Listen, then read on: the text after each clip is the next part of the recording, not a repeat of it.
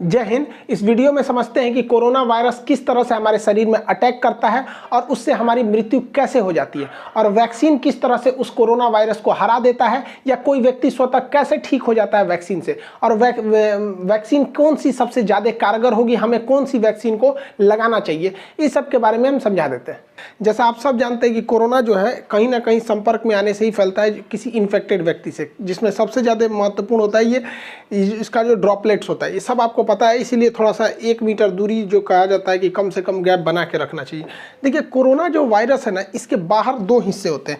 एक इसका जो बाहर इस तरह से निकला हुआ है नोकीला भाग, इसे कहते हैं स्पाइक प्रोटीन। यही सबसे घातक है, स्पाइक प्रोटीन। अगर इसका जो स्पाइक प्रोटीन है, ये बाहर वाला, अगर इसको तोड़ दिया जाए, इसको टकला कर दिया जाए, तो किसी काम का नहीं, फिर कोरोना से कोई नहीं डरेगा, यही भाग जाएगा। और इसके अंदर एक होता है गुच्छा जैसा, ये इसे कहते हैं जेनेटिक मटेरियल। ये करता है, ये हमारी बॉडी में घुसने में मदद कर देता है, और ये जेनेटिक मटेरियल जो है ना, अपने जैसे नए संतान को उत्पन्न कर देता है। इसलिए अगर एक भी कोरोना वायरस आया तो इसके अंदर का ये जो जेनेटिक मटेरियल है, ये उसको 1 से कब 1 लाख बना देगा, कब 1 करोड़ बना देगा, कुछ नहीं पता। तो ये जनरेशन बढ़ाने के लिए होता है, ये स्पाइक प्रोटीन शरीर में एंट्री करने के लिए होता है। ये कोरोना वायरस जो होता है, इसका ये स्पाइक प्रोटीन जो होता है, ये केवल फेफड़े में ही टच कर सकता है, बाकी शरीर में कहीं से भी ये एंट्री शरीर के अंदर सेल में नहीं कर सकता है। फेफड़े के जो सेल होते हैं काफ़ी सेंसिटिव होते हैं, और सेल में भी जो सेल मेम्ब्रेन होता है, वहाँ से ये एंट्री नहीं कर सकता है। सेल मेम्ब्रेन कुछ खास चीज़ को ही अपने अंदर जाने देते हैं, जैसे प्रोटीन, विटामिन, इन सब को जाने देते हैं। बाकी जो नया कुछ चीज़ आएगा ना, जो बॉडी में बाहर से लिया जाता है, तो उसको जाने के लिए ये रिसेप्टर लगे होते हैं। कोरोना वायरस का ये स्पाइक प्रोटीन इसी रिसेप्टर पर चिपक जाता है, और इसी के माध्यम से अंदर चला जाता है, और अंदर जाके अपना जेनेटिक इन्फॉर्मेशन दे देता है। और ये फेफड़े में ही जाता है, क्योंकि फेफड़े के जो लंग्स के जो टिश्यूज होते हैं, जो उसके सेल होते हैं, वो काफ़ी सेंसिटिव होते हैं। अब देखिए, ये जो कोरोना वायरस है, ये फेफड़ा है, फेफड़ा का ये रिसेप्टर है, इस ससुरा पकड़ लेता है कोरोना को, और कोरोना जाके इसी में चिपक जाता है, और यही इसको खींच के अंदर लेके चला जाता है। यही सबसे घातक हो जाता है। जैसे ये रिसेप्टर में चिपकता है, रिसेप्टर इसको खींच के अंदर ले जाता है, ये यहाँ से चिपका के अंदर लेके चला जाएगा। अंदर जाने के बाद इसका जेनेटिक मटेरियल जो है, आरएनए जो है, ये हमारे शरीर के अंदर जाके डीएनए से मैच करने लगता है, हम लोग के फेफड़ा के अंदर चला जाता है। और फेफड़ा के अंदर जाने के बाद, जैसे ये इसके रिसेप्टर पे टच हुआ इसका स्पाइक प्रोटीन, और ये इसको लेके अंदर गया, और अंदर जाने के बाद ये क्या करता है, हमारा न्यूक्लियस जो है, हमारे शरीर का जो न्यूक्लियस है, ये बहुत सीधा साधा है। इसको पता है कि स्पाइक प्रोटीन से जो भी ये रिसेप्टर से अंदर आ रहा है, वो ठीक ठाक आदमी है। तो इस ससुरा जो कोरोना है, इस सीधे जाके पूछता है न्यूक्लियस से कि फोटोकॉपी मशीन कहाँ है, कहाँ है वो फोटोकॉपी मशीन जिससे नए नए चीज़ों के बनते हैं। तो हमारे शरीर में फोटोकॉपी मशीन का काम करता है राइबोसोम। ये राइबोसोम धड़ाधड़ फोटोकॉपी करता है, किस चीज़ का, तो प्रोटीन का। तो हमारे शरीर में धड़ाधड़ प्रोटीन निर्माण करने का काम करता है यही राइबोसोम। अब देखिए, फोटोकॉपी मशीन की एक खराबी है, इस पर कौन सा पेपर रखे हैं, ये उसी का कॉपी करेगा, इसको नहीं पता कि कॉपी क्या हो रहा है। अब ये जो कोरोना वायरस है, इस रिसेप्टर के माध्यम से न्यूक्लियस में आ गया है, न्यूक्लियस इसको बता दिया कि राइबोसोम के पास चले जाओ, वही फोटोकॉपी करता है। अब ये छोटा जो कोरोना वायरस है, ये क्या करेगा, इस फोटोकॉपी के पास जाएगा, और यहाँ जो प्रोटीन वाला पेपर रखा है उसको हटा के अपना जेनेटिक मटेरियल रख देगा जो इसके अंदर है, मतलब अपने खानदान का फोटोकॉपी कराने लगेगा। अब एक कोरोना वायरस अंदर गया था, लेकिन राइबोसोम की मदद से वो अपने हजारों कॉपी अंदर बनाने लगा, और फेफड़ा के अंदर धड़ाधड़ धड़ाधड़ धड़ाधड़ कोरोना वायरस बनने लगे सब। अब हमारा ही बॉडी उसको कोरोना वायरस बना रहा है। सोचिए, हमारा खुद का फेफड़ा, हमारा खुद का राइबोसोम जो कल तक प्रोटीन का फोटोकॉपी करता था, उसके स्कैनर से प्रोटीन हटा के आरएनए, ये कोरोना वाला ने अपना आरएनए रख दिया, उसी का फोटोकॉपी कर रहा है। तो इसको रेप्लिकेशन कहा जाता है। बहुत तेजी से बढ़ते हैं सब यहाँ पर। अब पूरे फेफड़े में ना ये कोरोना वायरस घूमने लगते हैं। तो हमारे शरीर का जो इम्यून सिस्टम है, कहते हैं ये कौन चीज़ है रे, ये कौन चीज़ आ गया यहाँ पर। पूरा इम्यून सिस्टम कंफ्यूजन में हो जाता है, उसको पता नहीं चलता है कि है कौन, लेकिन ये समझ जाता है कि ठीक आदमी नहीं है, इसको मारना चाहिए। तो हमारे शरीर का जो इम्यून सिस्टम है, ये इसको लगता है मारने, धड़ धड़ धड़ धड़ धड़ मार काट करता है। तो हमारे शरीर को पता ही नहीं चल रहा, हम लोग ऐसे घूम रहे हैं आराम से, हम लोग के फेफड़ा में मार धाड़ चल रहा है, हमारा एंटीबॉडी जो है, ये हमारा इम्यून सिस्टम धड़ धड़ मार रहा है इसको। तो हम लोग को बुखार आना चालू हो जाता है, क्योंकि हमारे शरीर का ये डिफेंस मैकेनिज्म है कि जब भी अंदर मार धाड़ चलती है तो बुखार हो जाता है, ताकि वो टेम्परेचर से कोई कोई नए नए छोटे मोटे वायरस वगैरह ऐसे मर जाए, लेकिन ये ससुरा मरता नहीं है यहाँ पे, अरे मारे जा रहा है, मर ही नहीं रहा है यहाँ पे। तो न्यूक्लियस कहता है कि रे आप बकलोलवा, वो मारने से नहीं मरेगा, यहाँ फोटोकॉपी होके उधड़ाधड़ निकल रहा है, इसकी कमी ही नहीं कर सकते तुम मार के। तो ये कहता है कि भैया तो हम कौन सी करें। तो न्यूक्लियस इसको बताता है हमारे इम्यून सिस्टम को कि एक काम करो, तुम एंटीबॉडी बनाओ, क्योंकि इसको घुसने से रोको, क्योंकि अगर ये घुस जाएगा ना, एगो तो घुस के अपना फोटोकॉपी बना ही रहा है, इसको घुसने से रोको। तो ये कहता है कि क्या करे, यही रिसेप्टरवा नोच देगा। तो ये कहता है अरे भैया ओकरा मत नोच, एके नोच देगा ना तो कब वो दवाई खाएगा तो दवाइयों अंदर नहीं जाएगा। एक काम करना, इसी को बर्बाद कर दो, इसका जो खोपड़िया है, इसको खोपड़िया को कैसे भी बर्बाद करो। तो खोपड़िया का जो चिपकने वाला ना, उसका थुथुरा कूच दिया जाता है। तो थुथुरवा कूचने के लिए एक एंटीबॉडी होता है। तो हमारे शरीर का डिफेंस मैकेनिज्म एक एंटीबॉडी बनाता है। ये एंटीबॉडी जाके इसके मुंह से सट जाता है, मुंह से चिपक जाएगा। देखिए यहाँ जाके चिपक गया, ये ऐसे चिपक गया, ऐसे चिपक गया। तो ये चिपक जाते हैं सब, तो वो जैसे चिपक जाएगा तो वो इससे नहीं सट पाएगा। अब इसके स्पाइक प्रोटीन जो हमारे फेफड़े के रिसेप्टर से सट रहा था, अगर एंटीबॉडी शरीर में बनने लगेगा तो जाके चिपक जाएगा इसकी स्पाइक प्रोटीन से, और वो चिपक नहीं पाएगा। बस इसी तरह कोरोना सही हो जाता है। जिसके शरीर में एंटीबॉडी बनने लगा, वो एंटीबॉडी जाके किससे चिपकेगा, कोरोना वायरस के यहाँ पर जो स्पाइक प्रोटीन है उससे, और इस सिस्टम को लॉक कर देगा। अब ये लॉक कर देगा तो ये वाला इसमें जा नहीं पाएगा। लेकिन इस ससुरा कोरोना के बाहर बहुत ज़्यादा स्पाइक प्रोटीन है, तो बहुत ज़्यादा मात्रा में एंटीबॉडी होना चाहिए, तभी ना ये सबको लॉक करेगा। अभी देखिए ना, 1 2 3 4 5 पाँचों को लॉक कर पाया, इस ससुरा कहीं ना कहीं से सट के घुस जाएगा। इसलिए हमारे शरीर में एंटीबॉडी ज़्यादा बनना चाहिए। देखिए यहाँ पे खूब ज़्यादा मात्रा में एंटीबॉडी बना है, ये सब देखिए एंटीबॉडी। तो जिसके शरीर में ज़्यादा एंटीबॉडी बना, वो कोरोना जैसे आया, एंटीबॉडी बन गया, धड़ाधड़ कोरोना का मुंह बंद कर दिया, अरे चुप ससुराना, तो तू सट के अंदर घुस जाएगा। और जिसमें ये एंटीबॉडी नहीं बन पाया, वही लोग मर जाते हैं। तो कहा जाता है जिसका इम्यून अच्छा होगा, अच्छा होने का मतलब वो एंटीबॉडी ज़्यादा बना देगा, कोरोना का मुंह चिपका देगा, थाप दिया, चल चुपचाप रहो यहाँ पे, अब वो बच जाएगा यहाँ पे। अब आपको एक बात समझ में आ रही होगी हल्का हल्का कि वैक्सीन क्या करेगा। वैक्सीन कुछ नहीं करेगा, बल्कि वैक्सीन इसी एंटीबॉडी को बनाएगा ताकि यह एंटीबॉडी कोरोना के स्पाइक प्रोटीन पर जाके सट जाए और उसका मुंह बंद कर दे। अगर मुंह बंद हो गया तो कोरोना हमारे शरीर के रिसेप्टर से टच होकर अंदर नहीं जा पाएगा, वो ऐसे ही ऊपर घूमते घूमते अपने से मर जाएगा। तो वैक्सीन का यही मेन काम हो गया कि वैक्सीन जैसे हमारे शरीर में लग जाता है तो इतना ज़्यादा हमारे शरीर में एंटीबॉडी बन जाता है कि ये एंटीबॉडी कोरोना को चारों ओर से घेर लेता है। कहता है कि आओ आओ सट जाओ हमारे में, तो चारों ओर से ये एंटीबॉडी सट जाता है। जब एंटीबॉडी सट जाएगा तो कोरोना के जितने स्पाइक प्रोटीन है उसका मुंह बंद हो जाएगा, हमारे शरीर में एंट्री नहीं मार पाएगा, दूसरा कोई काम नहीं है। जैसे देखिए ये एक ह्यूमन सेल है, अब इसमें क्या है, कोरोना वायरस का स्पाइक प्रोटीन फंस गया है, लेकिन जब उसमें न्यूट्रलाइज किया गया एंटीबॉडी देकर तो ये एंटीबॉडी जाके इससे सट गया है, ये एंटीबॉडी सट गया। अब ये इससे डायरेक्ट टच में नहीं आ सकता है, तो हमें कोरोना नहीं होगा। यही काम होता है हमारे वैक्सीन का। अब इसमें इतना टाइम क्यों लग गया, तो देखिए वैक्सीन बनाने में सबसे बड़ा था कि इसके अंदर का जेनेटिक मटेरियल जो फोटोकॉपी कर रहा था वो क्या है पता करने के लिए। तो बाद में पता चला कि वो आरएनए है। देखिए हमारे शरीर में डीएनए होता है, डाईऑक्सीराइबोज न्यूक्लिक। डीएनए जो होता है वो 2 धागा का बना होता है यहाँ पर देखिए, और आरएनए जो होता है वो केवल सिंगल हेलिक्स होता है, सिंगल धागा का बना होता है आरएनए। तो जितने वायरस होते हैं वो आरएनए होते हैं, ज्यादातर वायरस आरएनए।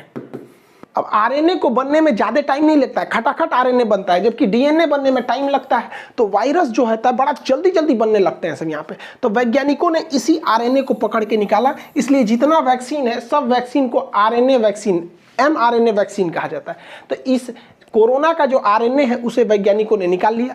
अब देखिए हम लोग में तो डीएनए पाया जाता है, तो डीएनए नहीं है, देखिए डीएनए आरएनए में अंतर नहीं, एक उखाड़ दीजिए इसका तो क्या बन जाता है, आरएनए बन जाता है। तो डीएनए से आरएनए बनाया जा सकता है, उखाड़ के नोच लीजिए बस क्या बन जाएगा, आरएनए बन जाएगा। तो वैज्ञानिकों को कोरोना वायरस का आरएनए मिल गया। तो कोरोना कैसा वायरस है, एक आरएनए वायरस है, बस हमको ये मिल गया। अब वैज्ञानिकों ने क्या किया, इस आरएनए वायरस को केमिकल से कमजोर करके इसका नकल कर लिया, और इसे नकल करके जैसा इसके अंदर आरएनए था वैसे ही आरएनए को इंजेक्शन से हमारे बॉडी के अंदर भर दिया। और जैसे बॉडी के अंदर भरा तो बॉडी के अंदर क्या पहुंच गए सब, ये कोरोना वायरस। बट ये ओरिजिनल तो है नहीं, ये तो लैब में इन्होंने आरएनए से बनाया है, ओरिजिनल नहीं है। अब बताइए, ये ओरिजिनल नहीं है लेकिन दिखने में तो उसी के जैसा है, और जब दिखने में वैसा ही है तो शरीर के अंदर जाएगा तो शरीर के अंदर से एंटीबॉडी बनने लगेंगी ज़्यादा ज़्यादा, और इन दवाओं में एंटीबॉडी को बढ़ाने के लिए केमिकल मिला दिया जाता है, तो ज़्यादा से ज़्यादा एंटीबॉडी बनने लगेगी। तो जब कभी हमें वैक्सीन लगा दिया जाता है तो यह वैक्सीन एंटीबॉडी का निर्माण बहुत जोर से करने लगती है और हमारे शरीर में खूब ज़्यादा एंटीबॉडी हो जाता है, जो कि नकली कोरोना वायरस को देखकर बना होता है। और इसी बीच में ना वो पूरे उस कोरोना वायरस को घेर लेते हैं, हमारे शरीर में पूरा का पूरा एंटीबॉडी हो गया।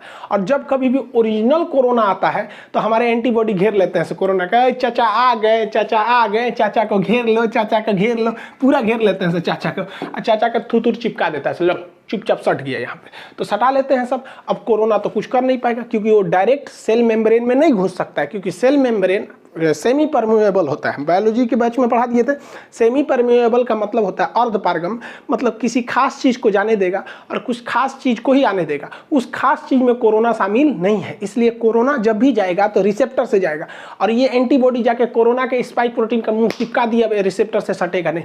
यही एक सिंपल फंडा होता है वैक्सीन का, ये वैक्सीन यही काम करते हैं सब। अब दुनिया के कई तरह के वैक्सीन है, जिसमें फाइजर जो है वैक्सीन, इस ससुरा अमेरिका का है, इसको -70 डिग्री पे रखना है, ये भारत में पॉसिबल ही नहीं है। हालांकि इसके साइड इफेक्ट ज़्यादा देखे गए। रूस का स्पुतनिक वैक्सीन है, और यूएनओ ने बनाया है गरीब देशों के लिए, अफ्रीका के लिए, जिसमें भारत की भी योगदान है, नोवावैक्स ये वैक्सीन है। ऑक्सफोर्ड यूनिवर्सिटी और एस्ट्राजेनिका ने मिलकर जो वैक्सीन बनाया है उसे भारत में नाम दिया गया कोविशील्ड। ये वैक्सीन भारत में बनी नहीं है, इसका प्रोडक्शन होगा serum institute of India Pune में, जिसके सीईओ हैं आदार पूनावाला। तो ये वैक्सीन है, जितनी वैक्सीन है ये सारी की सारी वैक्सीनें mRNA पर डिपेंड है, यानी आरएनए वैक्सीन है। मतलब कोरोना का कॉपी करे हमारे बॉडी में घुसा दो, उसको देखा देखी जब वो बनने लगेंगे एंटीबॉडी, तो उस एंटीबॉडी की मात्रा बढ़ा दो, और जब ओरिजिनल कोरोना आएगा तो उसका थुथुर चाप देंगे सभी, सब इसी पर काम करता है। लेकिन भारत का वैक्सीन इस पर काम नहीं करता है। भारत का वैक्सीन जो है भारत बायोटेक ने बनाए से, भारत बायोटेक ने, इसका नाम है कोवैक्सीन। ये अलग ही कंसेप्ट है। कोवैक्सीन में क्या किया गया है कि कोरोना वायरस को ही कमजोर करके उसको थूर कूच के हमारे शरीर में भर दिया गया है। अब बताओ, उससे थोड़ा थुरा कूचा गया है, इसका जेनेटिक मटेरियल को खूब अच्छा से कूच काच दीजिए और कूच काच के हमारे शरीर में भर दीजिए, और शरीर में जैसे भरेंगे तो जाएगा अंदर, न्यूक्लियस से कहेगा हमारा फोटोकॉपी बनाओ, ये बेचारा अपने कूचा गया है, एक फोटोकॉपियो निकलेगा तो ऊंचाई निकलेगा, तो हमारे शरीर के एंटीबॉडी आके छाप लेगा सब, इसको कहेगा मारो मारो मारो मारो मारो। अब भाई हमारे एंटीबॉडी इस कमजोर कोरोना को खूब अच्छा से मार देगा। यही वजह है कि शुरुआत में जब वैक्सीन लिया जा रहा है ना, तो कुछ कुछ लोगों को हल्का फीवर आ जा रहा है, क्योंकि वो तो ओरिजिनल लड़ाई चालू है, लेकिन वैक्सीन के थ्रू बहुत ही कमजोर वायरस डाल दिया है भारत, बहु ओरिजिनल वायरस, लेकिन वो इतना कमजोर है कि वो उसका बच्चा भी कमजोर पैदा हो रहा है। तो हमारे शरीर का एंटीबॉडी उससे खेल खेल के सीख ले रहा है, और इसी बीच जब ओरिजिनल वायरस आ रहा है तो उसको भी मार के कूच दे रहे हैं। जा ससुरा, भारत वाला शुरू से जुगाड़ पर डिपेंड है। अब हैंड सैनिटाइजर क्या करता है, देखिए भाई सैनिटाइजर का काम क्या होता है। सैनिटाइजर जब हम मारते हैं ना, तो ये कोरोना वायरस का जो बाहरी खोल है ना, जिस खोल के ऊपर ये स्पाइक प्रोटीन है, तो ये जो होता है ये सैनिटाइजर इस स्पाइक प्रोटीन को कुछ नहीं करता है, बल्कि जिसके ऊपर इसका खोल है ना, ये खोपड़िए फाड़ देता है, उसको टकला कर देता है, इस तरह से खोखला करके टकला कर देगा, इसका पूरा का पूरा ऊपर का खोपड़िए झाड़ के टकला हो जाएगा। इस ससुरा सैनिटाइजरवा जो है ना, ये तो वैक्सीनवा का बाप है। वैक्सीनवा तो खाली उसका ठोड़वे बंद कर रहा था, ये मारा पूरा टकले कर देता है उसको, अब उसका पूरा आरएनए बाहर निकल जाता है, तो कोरोना रोने लगता है, ओ माय गॉड मेरा आरएनए चल गया, अब क्या करेंगे आप। तो आप कहेंगे कि सैनिटाइजर वे काहे नहीं पी लेते हैं लोग, सोचा सैनिटाइजरवा ज़्यादा पी लेंगे लोग ना तो फेफड़वा में, तो हम लोग के सोचा रिसेप्टरवा जो है ना फेफड़ा का, एकरो नोच देगा, बस दिक्कत हो जाएगा, हम लोग भी मर जाएंगे लोग यहाँ पे। इसलिए सैनिटाइजर जो है वो केवल बाहर के काम में आता है, वो कोरोना वायरस के बाहरी लेयर को फाड़ देता है। दुनिया में बहुत सारे वैक्सीन है, जिसमें एक ये जितने वैक्सीन है ये आरएनए वैक्सीन है सब, जबकि भारत का जो वैक्सीन है भारत बायोटेक द्वारा, ये तो ओरिजिनल वायरस का ही वैक्सीन है। अब इसमें से सबसे अच्छा कौन है, तो देखिए सारे वैक्सीन अच्छे हैं, डिपेंड करता है किसको कहाँ के ट्रायल पर किया गया है, किसी को अमेरिका में, किसी को इंडिया में, सारे के सारे वैक्सीन एक जैसे हैं, कोई खराब नहीं है। जैसे हम आपसे कहते हैं कि कौन सा साबुन नहाने के लिए अच्छा है, तो भैया आप लाइफ बॉय से नहाओ, चाहे डिटॉल से नहाओ, चाहे पियर से नहाओ, कोई फर्क नहीं पड़ता है, नहा के आप वैसे ही निकलेंगे। जैसे हमारे जैसे आप घड़ी साबुन से नहा लीजिए, कोई फर्क नहीं पड़ता। अब जैसे हम लोग हैं भैंस जैसे हम लोग का चमड़ा है तो उस पर लक्स वगैरह सुनता ही नहीं है, तो घड़ी साबुन ये सब से नहा लीजिए, कोई फर्क नहीं पड़ता, सब एक जैसा है, कोई दिक्कत नहीं आएगा। वैक्सीन जो है वो 60 से 90% तक ही वो कारगर है। लेकिन फ़ायदा क्या होगा? ऐसा नहीं है कि जिसे वैक्सीन लग गया उसे कोरोना नहीं होगा, होगा, उसको भी हो सकता है, बहुत कम चांस है। और अगर होगा भी ना तो वो घर पे ही ठीक हो जाएगा, मरेगा नहीं वो। सबसे बड़ा फ़ायदा यही है वैक्सीन का, उसे दोबारा कोरोना हो जाएगा बट मरेगा नहीं। तो इससे अच्छा क्या चाहिए? बीमारी हो जाए, खांसी सर्दी हो के ठीक हो जाए, मरिए जा रहा है सोचो, इसमें ना दिक्कत हो जाता है, डेथ नहीं होगा। कोरोना वैक्सीन की 2 डोजेज लगाई जाएंगी। एक डोज से दूसरे डोज के बीच में 28 से 42 दिन का गैप रखा जाएगा। एक डोज मान के चलिए आप 1 तारीख को ले लिए, तो फिर 28 से 40 दिन के बीच में कभी भी एक डोज ले लीजिए, ताकि आपके बॉडी में 2 बार कोरोना वायरस को इंजेक्ट कराया जा सके वैक्सीन के माध्यम से, जिससे कि आपकी एंटीबॉडी रेडी हो सके, लड़ने के लिए तैयार रह सके।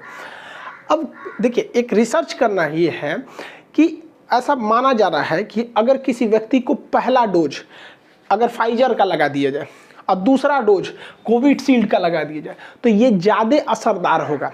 लेकिन अभी क्या हो रहा है कि पहला डोज जिस वैक्सीन का है, दूसरा डोज भी उसी का है, लेकिन ऐसा वैज्ञानिकों का कहना है कि अलग अलग डोज दिया जाए। अब चूंकि भारत में 2 ही वैक्सीन है, एक कोविशील्ड है, एक कोवैक्सीन है, तो भारत सरकार को भी इस पर रिसर्च करना चाहिए कि पहला डोज देना चाहिए कोविशील्ड का, दूसरा कोवैक्सीन का ही दे दीजिए, ताकि ज़्यादा सूटेबल रहे, दोनों तरह से हम लोग उसमें वायरस से लड़ सके। यहाँ पर एक्सचेंज कर देना चाहिए। अब इसके साइड इफेक्ट को लेकर कुछ डर रहे हैं, देखिए इसका कोई साइड इफेक्ट नहीं है, 99% लोगों को कोई साइड इफेक्ट नहीं है। कुछ लोगों को हो रहा है हल्का बुखार, तो आपको बता ही दिए, क्योंकि जैसे वैक्सीन जाएगा मारधाड़ चालू होगा, हल्का बुखार होगा, पैरासीटामोल खा लीजिए, नॉर्मल 1 रुपये का कम बिफलान या फिर कालपोल वगैरह कुछ भी खा लीजिए, नॉर्मल सही हो जाएंगे। यहाँ पर इससे ज़्यादा कुछ नहीं होगा।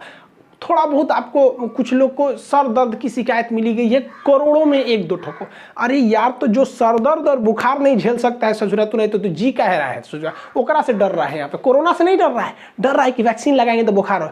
अब कुछ लोग का इसी में अफवाह उड़ा दिया कि वैक्सीन लगाने से मर जाएगा। भाई देखो, किसी को कोरोना वायरस हो गया है, अब वो आज ही इन्फेक्टेड हुआ है तो उसको लक्षण तो आज नहीं दिखेगा, और आज ही अगर जाके वो वैक्सीन लगा ले और 1 हफ्ता बाद, वैक्सीन तुरंत तो काम नहीं करेगा 1 ही डोज पे, और 1 हफ्ता बाद वो कोरोना से मर जाएगा, तो लोग उसे ये नहीं कहेंगे कि कोरोना से मरा है, लोग अफवाह उड़ा देंगे, सोच रहा है कि वो वैक्सीने से मरा है। ऐसा कोई नहीं है। 1-2 साक्ष्य हैं, तो अब बताओ ना, 8 करोड़ लोग को वैक्सीन लगा है, उसमें 50-60 लोग की डेथ हो गई, तो इससे ज़्यादा खतरा तो हम लोग को सड़क पे चलने पे रहता है, वहाँ एक्सीडेंट की संभावना ज़्यादा है। तो वैक्सीन से कोई खतरा नहीं। आप अपने उम्र के दायरे में आइए, वैक्सीन लगाइए। अप्रैल के महीने में जिनका उम्र 45 से ऊपर है उन्हें ही लग रहा है, लेकिन मोदी जी ने इजराइल को मॉडल को देखते हुए, हम एक पिछले वीडियो में बताए थे ब्रिटेन का मॉडल और इजराइल का मॉडल में, मतलब ब्रिटेन में भी वैक्सीनेशन से ही जीता था। तो इजराइल ने क्या किया, अपने पूरे पॉपुलेशन को, केवल बच्चों को छोड़ के सबको वैक्सीन लगा दिया, और वो दुनिया का पहला देश हो गया जो कोरोना मुक्त हो गया है। तो इसी को देखते हुए 1 मई से जिनकी उम्र 18 साल से ज़्यादा है वो सब कोरोना की वैक्सीन लगा सकते हैं। हाथ जोड़ते हैं भैया, सब लोग लगवा लो, क्योंकि ये जो नया वैक्सीन वायरस आया है, ये नए युवाओं को ज़्यादा इफेक्ट कर रहा है। अफवाहों पे मत जाइएगा। कुछ लोग का अफवाह ये है कि सरकार ना क्या कर रही है, गरीबों को मारने के लिए वैक्सीन दे रही है। अरे यार, तो कौन नशा करके रहता है, सब सब है नहीं। एक हमसे कह रहा है कि सरकार ये वैक्सीन लगाएंगे तो हमारा किडनी खराब हो जाएगा, कोई कह रहा है नपुंसक हो जाएंगे, कोनो कह रहा है 2 साल बाद मर जाएंगे। अरे यार, ऐसे लोग को पता नहीं कैसे सरकार झेलती है। ऐसे लोग को, सचरों को जेल में डाल देना चाहिए अफवाह फैलाने वालों को। कोई भी वैक्सीन से कोई दिक्कत नहीं होता है। मेरे पापा वैक्सीन लगाए, उनको शुगर है, उन्हें कोई प्रॉब्लम नहीं हुआ। मम्मी को इतना लोगों ने डरा दिया था, उनके रिलेटिव लोग इतना डरा दिए थे कि मम्मी कांप रही थी, ना बाबू हम वैक्सीन नहीं लगवाएंगे। हम कहे चलिए चुपचाप वैक्सीन लगाई। मम्मी को वैक्सीन लगे हुए आज 10-12 दिन हो गए, कोई दिक्कत नहीं है। अब वो सबको समझाती है, नहीं लगा लो लगा लो। और जो लोग मेरी मम्मी को डराते थे ना, अब मेरी मम्मी को देख के बाकी सब लोग लगा लिए यहाँ पे। तो आप लोग भी जागरूक होइए। ऐसे लोग जो हैं, जो जिंदगी में कुछ नहीं कर सके, वैक्सीन कहते हैं वैक्सीन मत लो। अजीब हाल है ससुरा सब यहाँ पे। एक मौलाना साहब हमसे आके कह रहे थे कि वैक्सीन सब गलत है यहाँ पे। हम कहा हाँ, आप वैक्सीन मत लीजिए, आप सिला जीत लीजिए, आपके लायक यही है। आई होप आप वैक्सीनेशन और इसके कैसे काम करता है इसको समझे होंगे। नेक्स्ट वीडियो में हम आपको CT वैल्यू समझा देंगे और पल्स ऑक्सीमीटर वगैरह ये सारी चीज़ों को, RT-PCR चेक कैसे होता है इसके बारे में बता देंगे। मिलेंगे नेक्स्ट क्लास में। जय हिंद।